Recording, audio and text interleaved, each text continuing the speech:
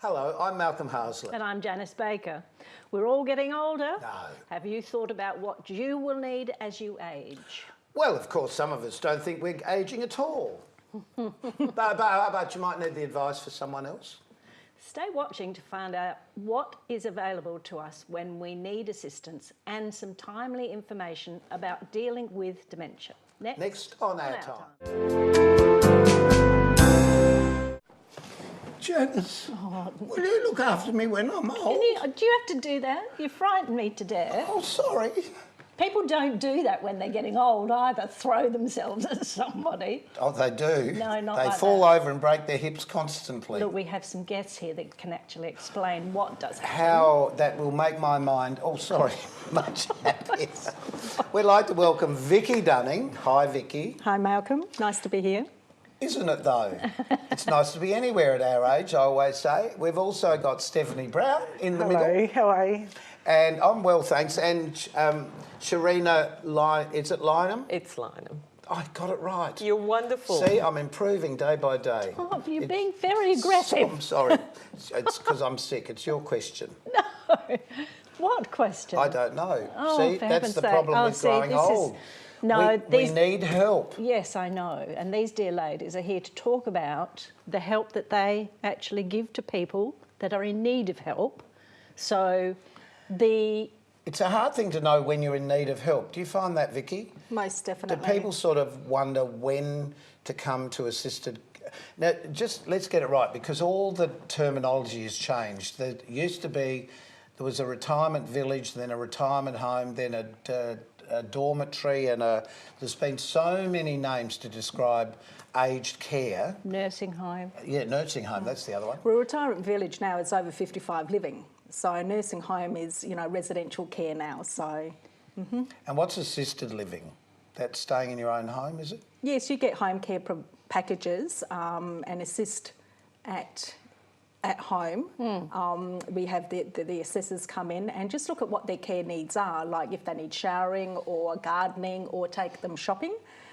There's home care packages, and outside of that, that's when they come into respite or permanent residential care. But obviously, approval needs to be sought for someone to come into a home. So obviously that person needs to be assessed. Yes. And how often would that happen then? I mean, it would obviously be from a certain stage through until they're in need to be in care. Total care. And we have some inquiries or interest coming in, and they're getting assessed a lot younger these days. Really? And is that the families then that are inquiring about the assessments being done? I just only from my personal experience, my mother-in-law would not have gone into a nursing home. She would not have gone into care. But she loves it now. Oh, she does. Yeah. But at the same time, she was very independent. She loved her little home and all her little things around her. So it was really sad to change that for her. That's right. And what we find is, everyone likes to stay home as long as possible. We all do. Yeah. But, but sometimes we find that they're coming into a home later in life. It starts with a fall or pneumonia. And it's something with aged care. It's not something that you can pick up a book and read over the weekend. It comes to a point when it gets later, and then, the families get involved because they just can't look after them at home as well. They've got a life in themselves, and yes. Well, that's understandable. Stephanie, what's your role and what is the organisation that you're here to represent? So my role is actually as a facility manager. So first and foremost, I'm a registered nurse.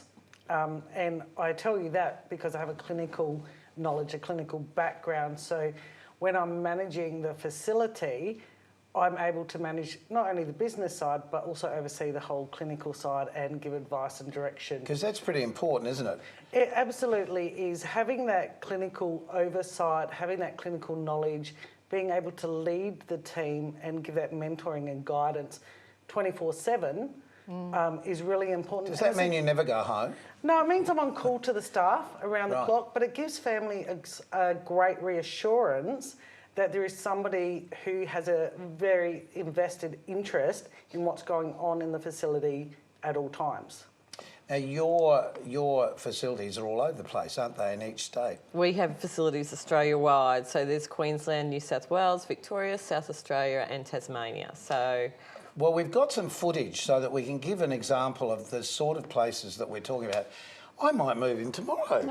Let's just have a look and we'll just see what these places are really like if you haven't had the experience of actually going into one and having a look. This is the Oaklands one, obviously. Looks like a regular house from the front. And that's what we like. It's a home-like environment and feel, which is so important. That's Phil, by the way, our floor manager here. He was just trying desperately to get on telly. I love this. It looks beautiful. It's a very beautiful and spacious building. Yeah. How old is it? Is it fairly new?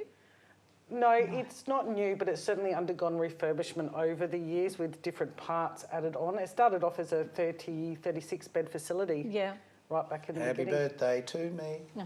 And that's what we do. We celebrate all residents' birthdays, and also the families are most welcome to come in and celebrate with their loved one as well. Yes, that's something I've found to be really helpful with people I know who are living in this sort of situation. The ability to come and have lunch with them, or just what it would be like normally in their home. It's living life as normal. Yeah, which, I mean, that's what you'd hope, really, for a family member. Just That's the to library, feel like and that. this is a chapel within Yeah. the Yeah. home. So interdenominational, so all religions are welcomed and catered for. And we do have a number of courtyards throughout the home, so they can go out and enjoy, get their vitamin D, and also, you know, we do have barbecues outside. So it's not only being inside, but it's outside as well. So then you know, in the families could come gardens. in and enjoy the Most outdoors definitely. as well. That's How lovely. right. So whatever you see within the facility, the families and the resident can go out and enjoy because that's their home. Yeah. Well, it is home. It becomes home, isn't it? And you try and That's bring as right. many bits and pieces in from where you have been living to make it feel like you're We still... encourage that and welcome it. Yes. And of course, there's the issues with getting around for people who have maybe fallen over, broken a hip or a bone that makes it impossible to walk in a normal way. There's assistance. I can see here you've got a bus, so that's brilliant. Also with the lift at the back for chairs. it's really important to us to make sure that our residents go back out into the community and live their life as normal. So that would take them out to the shops. They'd do, you know, shop. Our bus trips take our residents to where they choose. So Okay. depending on where the facility is, our residents might be down by the beach and we'll take them to the beach because that's what they're used to doing. Or they might want to go past their old home where they've grown up and lived with their family, and that's where we'll take them. It's really what the residents want is what we deliver. So Right. it's all about the residents' choices. And we're looking at the Brighton home here. Oh, there's a bit of exercise. So that's actually our gym there at Brighton.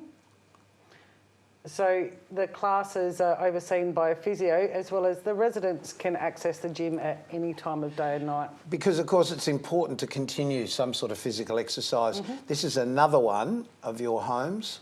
This is at Gawler, isn't it? This one? That's correct, yes, Treeview at Gawler. That's here in South Australia, where the capital could have been. Did you know that? No, I didn't, but that's going off the beaten track. Full of rubbish, I am. Beautiful gardens out I at like the Gawler. men's shed. The That's men's lovely. shed. It's really important for us that, you know, it's at the moment a female-dominated ageing population, Yeah. but we Yes. have to tap into the males I like that are the there. beer fridge in the They corner need, of they that. need to be able to tinker in the shed like they would have at home. At home, Yeah. absolutely. The food preparation looks great. All our meals are cooked all fresh on site in all our homes, and that's something we pride ourselves on. All qualified cooks on site, all our food's brought in fresh a couple of times a week, and all our cooks cook it fresh, as well as deliver snacks throughout the day and night. Yeah. And there are obviously community areas that people can come together that live there, as well as friends come and visit. So we That's have opening visiting hours, so we don't have set visiting times. This is their home. So our residents, family and friends can come and visit 24 hours a day, whenever suits them, like Well, they we're would in their able own to do home. that with my husband's Yes. mum, with my mother-in-law, and they have sing-alongs and different games that they play, word games, which obviously for those with coming Alzheimer's and dementia, that is all there to help them. So it's just as important to maintain the physical mobility, as you said, but also to maintain the brain power and to keep working on the memory skills as well. Yeah. And also we get involved with the community. We have the schools, the local schools. The students come in and Isn't that play brilliant? a musical instrument. And in some homes they sing and they do That's stuff correct. that's what a great way to connect with the younger ones.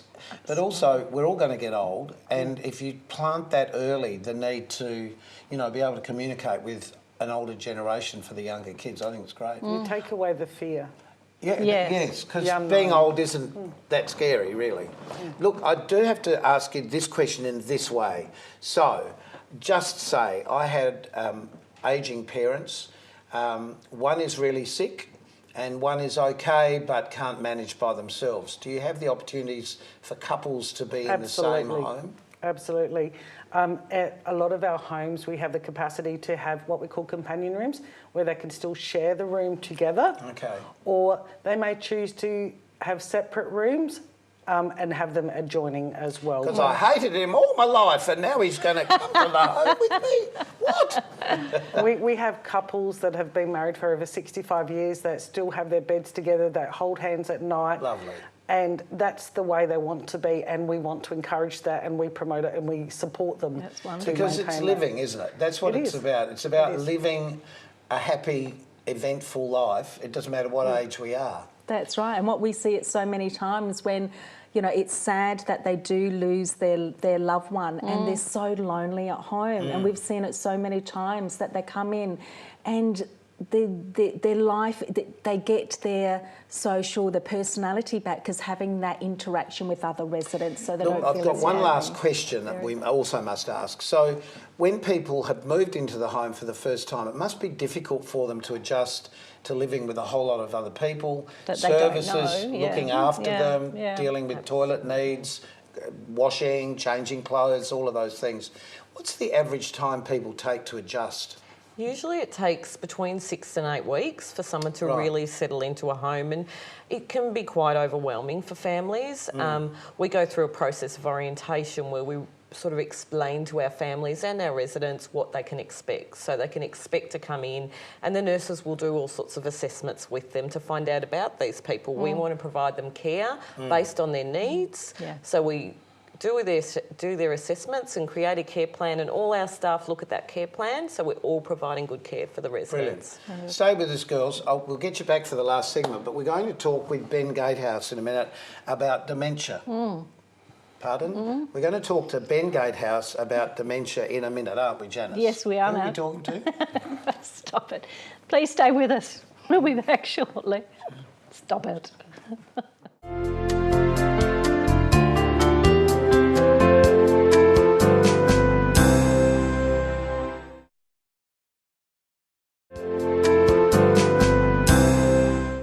So we've been talking about ageing and then having care, but our next guest, Ben Gatehouse, welcome to the program, Ben. Thank you. Nice to be with you.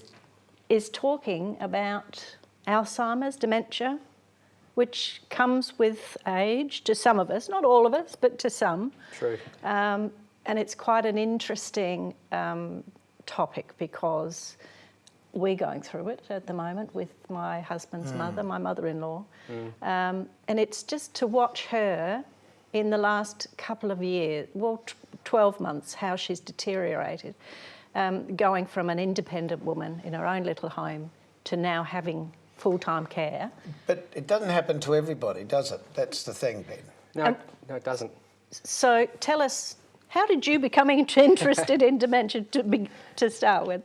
I started off in nursing many years ago and seems to have a affinity with working with older people or the elderly. Yeah. I seem to Is that because older people get sick more often or need assistance more often? I think there was something about supporting people who have had such a diverse, interesting life and hearing their life stories that for me it had meaning. I seem to just have a greater empathy for the older person as opposed to the younger person. Yeah. And when you work in nursing and aged care, a lot of those people have dementia. The older we are, the more likely it is we're going to develop dementia. But as you rightly said, it doesn't affect everybody. And importantly, it's not a normal part of ageing. So it is actually a disease. And Actually, that's a really relevant point. Just because we're getting old doesn't mean we will have dementia. Absolutely. Can you explain what happens to us when dementia takes over? Well, it starts in the brain very subtly, and what's really interesting is the pathology or the brain cells dying in a person's brain actually starts about 20 years before the symptoms come out. So Right, some people actually pass away with dementia in their brain as such, but no symptoms. Right. Hence why active living, keeping, there's a saying, whatever is good for your heart is good for your brain. So the research, Well, they're sort of connected, aren't they? they are connected. Yeah. So there's a theory about oxygen and blood flow to the brain is good for you. And people who have exercised throughout their life, for example, and have been mentally active during their life, appear to have a prevalence of dementia slightly less than people who have never exercised or people who haven't worked their brain throughout their life. Doesn't mean you won't get dementia if you're fit and mentally fit, but it seems to be there are some things that you can reduce your risk of getting dementia. We were talking recently to somebody about Parkinson's too, and that person was saying too about just the fact Ray that Goldie, it was Ray Ray. was saying the fact he found healthy eating and exercise was his way of coping with it. And I guess with anything really, if we look after ourselves with the diet and the exercise, then What we eat, we are.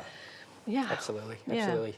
And again, the research says that people who have eaten fish throughout their life have a slightly lower risk of developing dementia in older age. So, some of those bad habits like smoking, for example, slightly increases your risk of developing dementia.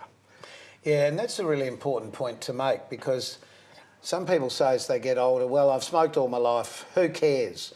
But giving up at any time is going to assist you and not bring it on faster, I guess, isn't it? It is. I mean, I would hope to have as long a cognitive life as possible. So just explain what really happens. Does the brain physically shrink? Do the neurons stop banging into each other to say, hello, I'm here? Yes. What happens? No, you're right, Malcolm, they do. The brain is actually getting smaller and actually lighter. So when they do an autopsy on the brain, and if they weigh the brain, it's actually lighter than a comparison brain at the same age. What if you had a big head like me? That's right. Well, maybe good luck. But maybe you won't get dementia, let's hope. No. Quite. But I guess the point also is that, so they do know why the brain is getting smaller and what causes dementia. There is an abnormal protein that's formed that kills off those brain cells. But I think a comment worth making is at Japara Healthcare, what we believe is when dementia starts, life doesn't stop. So if you don't know what day it is or who the Prime Minister is or what month it is, your passions, your interests, your hobbies, we can still support them for you. Well, I wouldn't worry about who the Prime Minister is. I mean, that could change any minute, any time in this country. So I wouldn't get too carried away with worrying about that. But is it the loss of memories of people that you love and care about that is the hardest thing for people to manage, or are they not aware that they're losing those memories?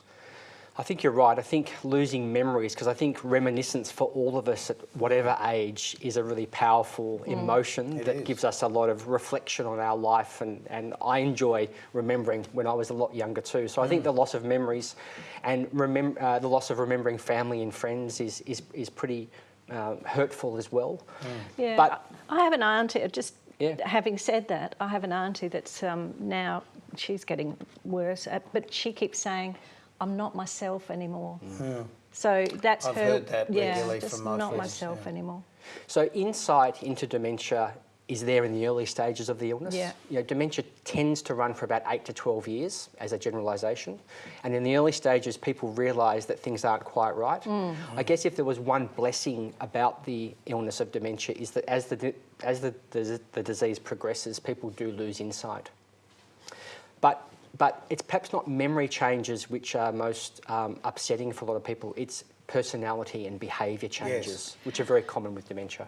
There was a wonderful film, actually I read the book too, Something About Alice. Yes. That was a wonderful, Yes. it was, I forget her name. It would come to me. And that was just such a lovely story, but very sad, obviously. But it was, as she was a very talented woman, very bright. And young, I think. Yes, a professor or something. And that's something that's been talked about more too, younger dementia. Is there a cause for that? So you can still have Alzheimer's disease, which is the most common type of dementia, with younger onset. So 65 years of age is the marker for younger onset dementia. Yeah. So there's about 26,000 Australians at the moment who have younger onset dementia. And you could perhaps argue that that's perhaps even more devastating if you're a 42 or 52-year-old person in the middle of one's life and family life often. It's pretty disappointing or awful at that age. Absolutely. Is there a test? I've been hearing this, that you can have a test done to see if you are prone to getting dementia or Alzheimer's. Is there something that There's certainly some... I can do now? You mean a score of 10 out of 10 is bad? Do you remember I talked about that protein in the brain that kills off the blood cells, the brain cells? So in the very near future, you'll be able to have a blood test which will indicate the likelihood that you may develop Alzheimer's disease. Right. So you're symptom-free. Yep. You might be a person in your 50s or early 60s or even 70s, and you can have a blood test with your GP that may indicate whether you're at a very high risk of developing Alzheimer's disease. So, of course, the question is, would you want to have the blood test or not? Some people would, some people may choose not to. Well, that's true. well, I would, because I'd eat more broccoli and fish. And Fish every exercise. day. I take fish oil every day, and hopefully that's those the things same. are going to help protect. Yep. And you'll keep your brain active, because what's neuroplasticity is the catchphrase now. So your brain might be suffering from dementia and dying in some parts, but by working your brain, you can actually potentially form new pathways. Hence why at our Japara homes, we're developing the brain gym, where some of those residents, if you choose to, you can go to that brain gym and exercise your brain. The research is saying it's good for your brain. Are you saying like things like puzzles? Puzzles, Sudoku, Yeah. yes, word games, Yeah. And the exercise as well. and the physical exercise, which we have with yeah. our gymnasiums at Japara. Yeah. We're going to take a short break, and we're getting everybody back there to finish off this segment, so stay with us. Terrific. And you do the same.